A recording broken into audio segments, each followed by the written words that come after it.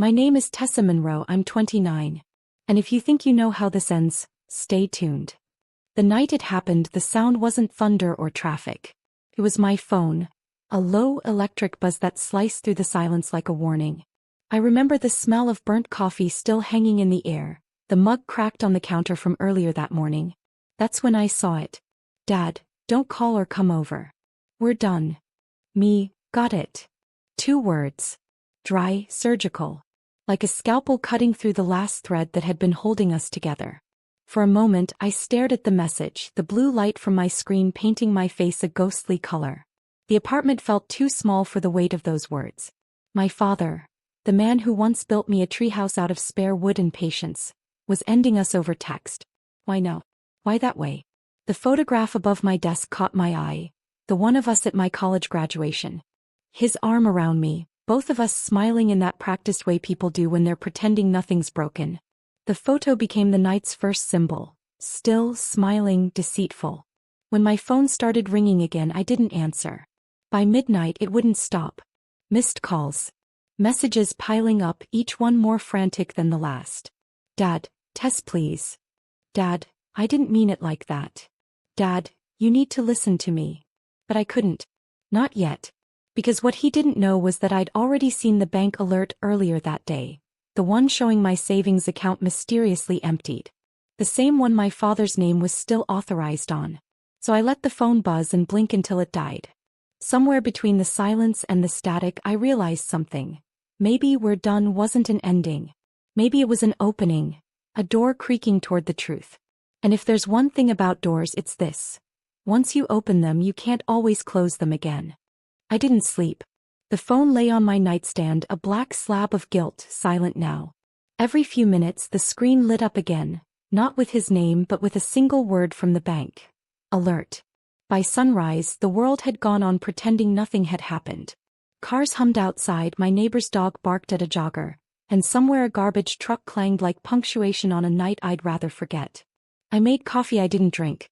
The smell hit me, bitter, burnt, overdone. And for a moment I thought about my dad's voice when he used to say, "Don't rush the pour, Tess. You ruin the flavor." I used to believe he meant patience. Now I wondered if he meant control. I opened the photo again, the one from graduation. Same smiles, but now the light in his eyes looked forced. Behind us, I noticed it for the first time. A door half open leading to a hallway blurred in the background. It hadn't meant anything before. Now it looked like an omen. I called the bank. They confirmed it. The transfer had been authorized from my father's IP address to his new account, the one under his business name. When I hung up, my hands were shaking. I sent him one message. "Me, you took everything." He read it. No reply. Instead he called my aunt. By noon she was on my voicemail crying, saying, "He didn't mean to, Tess. He said it was temporary." Temporary? That word landed like a bruise. I went to my father's house, the one I grew up in. The same porch swing, the same chipped blue paint. But the door, that damn door, was locked. Through the glass I could see boxes. Paperwork stacked in towers. And on the kitchen counter, his phone. Still plugged in. If he'd wanted to keep me away, he shouldn't have left the window cracked. The air inside was heavy with dust and the faint smell of his aftershave. That old cedar kind that used to cling to my sweaters. I stepped over a pile of envelopes, my eyes landing on one addressed to me. It wasn't sealed. Inside, a single sheet of paper. "You'll understand soon." That was all. I folded the note, placed it in my pocket, and noticed something else. A printed bank statement, half shredded, showing another name I didn't recognize. That's when I heard it. The faint creak of the door behind me, the one I'd left ajar. I turned. Someone was standing there. He wasn't a stranger at all. "Jesus, Tess," he said, stepping into the light. "You can't just walk in here." It was Liam, my father's business partner. The man who used to slip me candy when I was 10 and wink at my mom like they shared some secret language. He looked older now, worn around the eyes, like he'd been living in fluorescent light too long. My voice came out sharper than I meant. "You shouldn't have a key." He gave a half smile, the kind that hides things. "Neither should you." The air between us tightened. Behind him, the door creaked again, a slow, complaining sound that made me wish I'd never opened it. "Where's my father?" I asked. He looked at the floor. "He's sorting things out."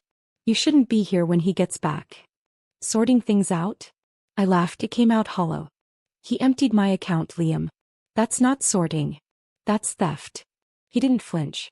You don't know the full story. That's funny, I said. Because I'm pretty sure the bank statement tells it just fine. He sighed, ran a hand through his thinning hair and finally met my eyes. He did it to protect you, Tess. I blinked. From what? That's when he said the first thing that made my stomach twist. From me. Silence. In that moment the smell of cedar turned sour, mixed with something metallic faint like rust or regret. He moved closer. Your dad found out I'd been borrowing from the company account. It got messy. He transferred your money into a separate fund so it wouldn't get seized if the auditors came looking. He was going to put it back. I didn't believe him, not yet. But the way his hands shook when he said it, the way his voice cracked on auditors, something inside me hesitated. So the text, I said slowly, the message saying we're done, was to keep you safe, he finished. He thought if you stayed away you wouldn't get pulled into it. My chest felt too tight. All the anger I'd been nurturing all night wavered like smoke. I stared past him at the photo still hanging crooked on the hallway wall. Dad and me, the open door blurred behind us. For the first time it didn't look like an omen. It looked like a warning. Where is he now? I whispered. Liam's eyes darted to the window. He's at the office. Meeting with someone he shouldn't. Who? He hesitated. The man whose name was on that statement. I stepped forward. Then I'm going to the office. Tess. Don't, I said, brushing past him. As I left, the door slammed behind me, not from my hand but from the wind. The sound echoed like a full stop. And for the first time since the text, I wasn't angry. I was curious. By the time I reached my father's office, the city had that late afternoon glow, gold sunlight bending through windows, everything too beautiful for what I was about to walk into. The building itself looked the same. Gray brick, glass doors, a fading sign that still read Monroe and Hart Financial. My father's name beside Liam's. The sight of it stung. Inside the air was cold, humming with the low whir of old fluorescent lights. I smelled toner, stale coffee, and the faint trace of his cologne. Cedar again, but fainter now, like a ghost that didn't know it was supposed to leave. His office door was ajar. Always ajar. Like that photo, like he never fully closed anything. I pushed it open. Dad. No answer. Papers covered the desk. Contracts, spreadsheets, a half-eaten sandwich hardened at the edges. His phone lay face down beside a manila folder. I picked it up. A voicemail was still open on the screen. Unknown number. Mr. Monroe, we need to finalize the transfer tonight. If your daughter gets involved, it's over for both of you.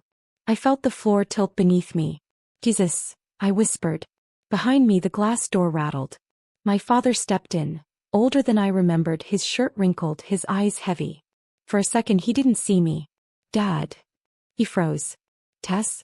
What are you doing here? What am I doing here? I held up his phone.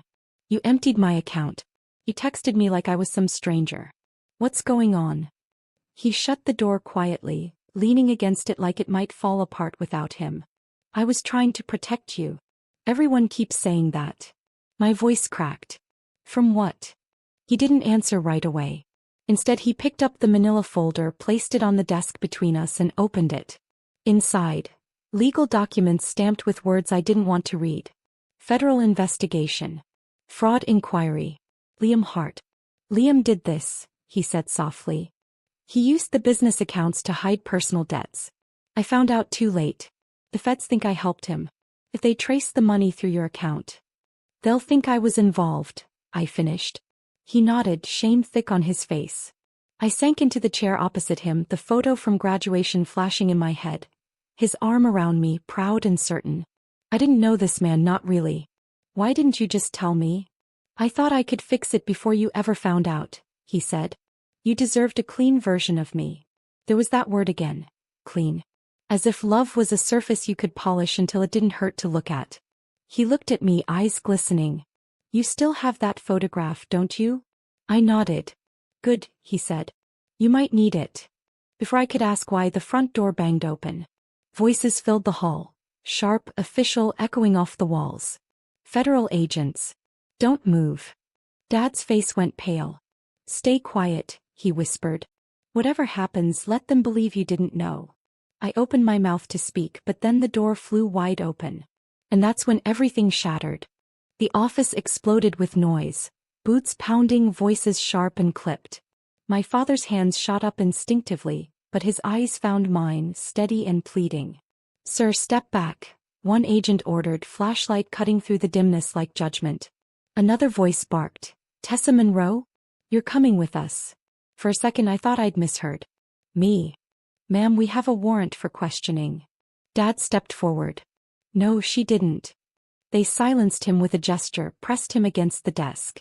I wanted to scream, but everything inside me froze, like sound itself had been locked behind a wall. The door, half open behind them, rattled in the draft. It looked alive. When they led me out, the hallway lights flickered. My father's voice trailed after me. Tess, don't say anything yet. Liam, and then the slam of that door ended it. The interrogation room was colder than the office.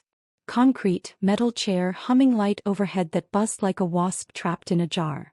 The smell was bleach and fear. The agent across from me flipped open a file. You authorized a transfer of $182,000 to an offshore holding registered under your father's firm.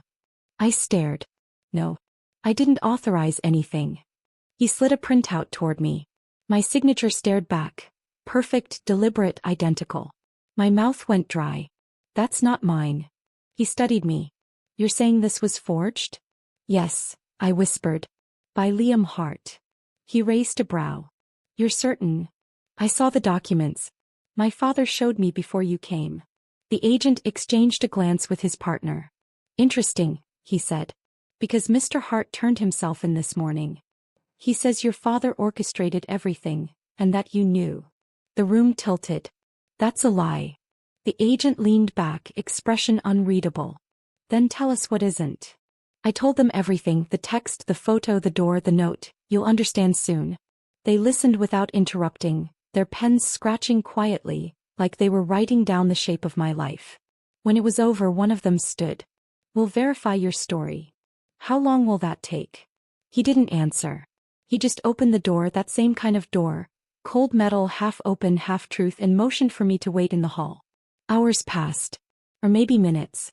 Eventually another agent came. You're free to go, she said. For now. Outside, the city had gone dark. Rain gathered on the sidewalks, each puddle reflecting the faint shimmer of light like a broken mirror. I walked without knowing where to go, my father's words echoing. You might need the photograph. When I pulled it from my pocket, something caught my eye. The frame's reflection from that graduation day.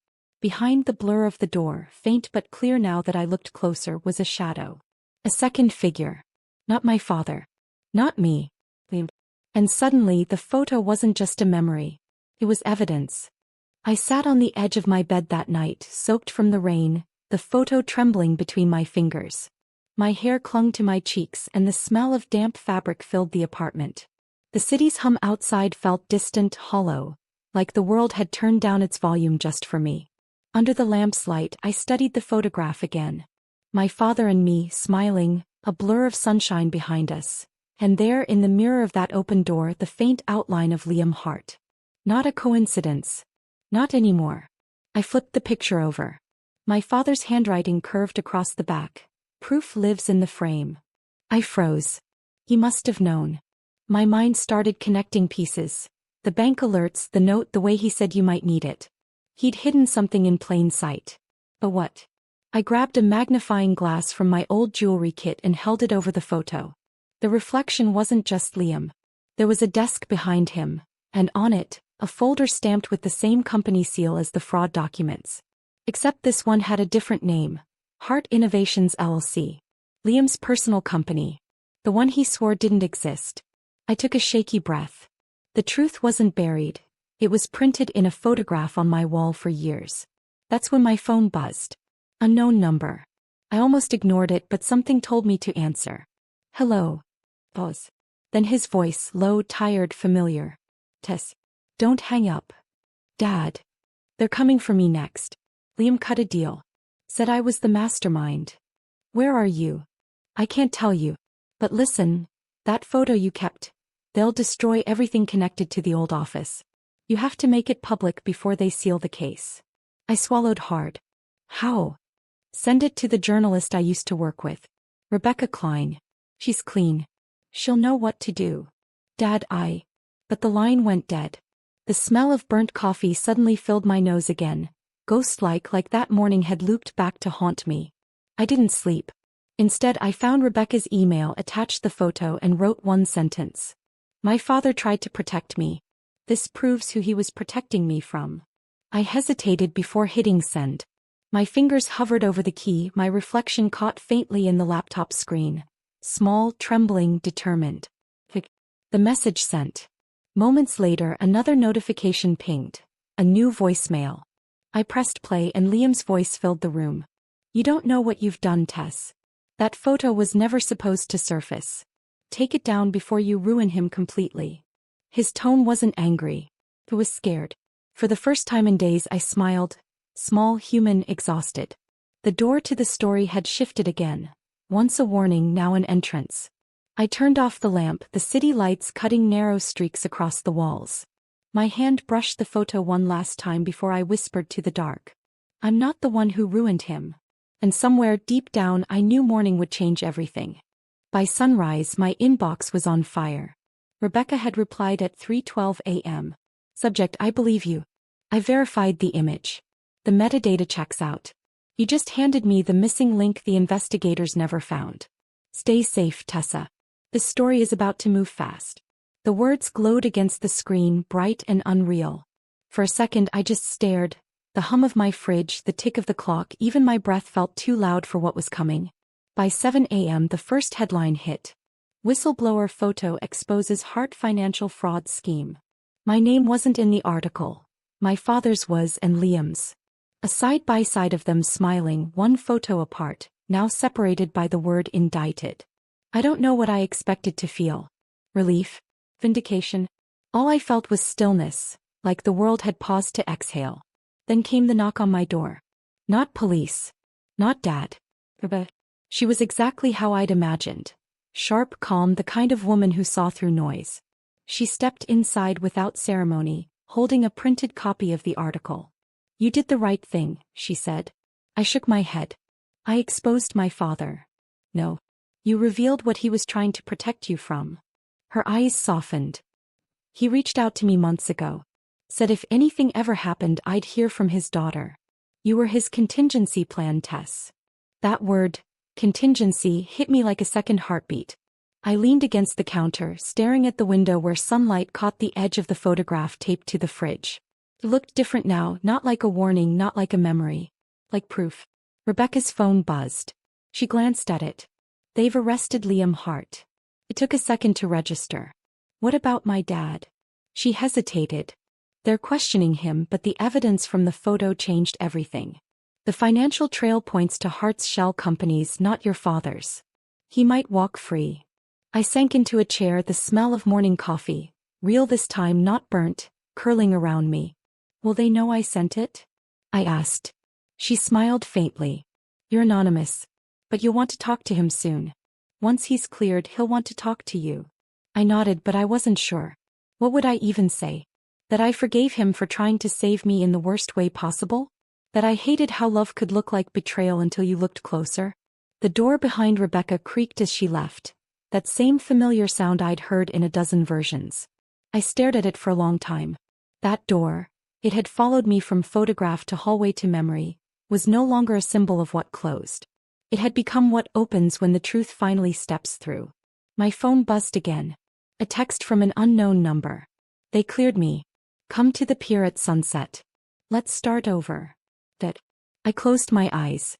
After everything, the text, the silence, the unraveling, maybe that was the only door left to open. The sky was bruised gold when I reached the pier. The kind of light that makes everything look softer, even things that shouldn't be forgiven. He was already there. My father stood at the edge, hands in his pockets, watching the water fold over itself. For a second I saw the man who built tree houses and taught me patience with burnt pancakes and bad jokes. Then he turned and I saw the man who'd texted we're done. Hey kiddo. His voice cracked on the last syllable. Hey. For a while neither of us said anything. The wind off the water smelled like salt and iron. A gull cried somewhere far away, and the wooden boards creaked beneath us like an old heartbeat.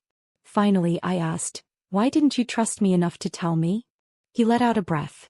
"Because I didn't want you to see me like this. I wanted to protect you from what I'd become."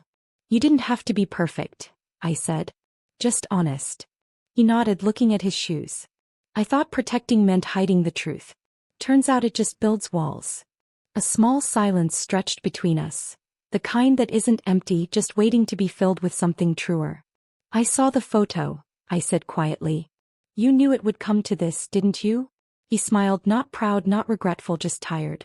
"I hoped you'd see it for what it was. Not proof of guilt. Proof of love."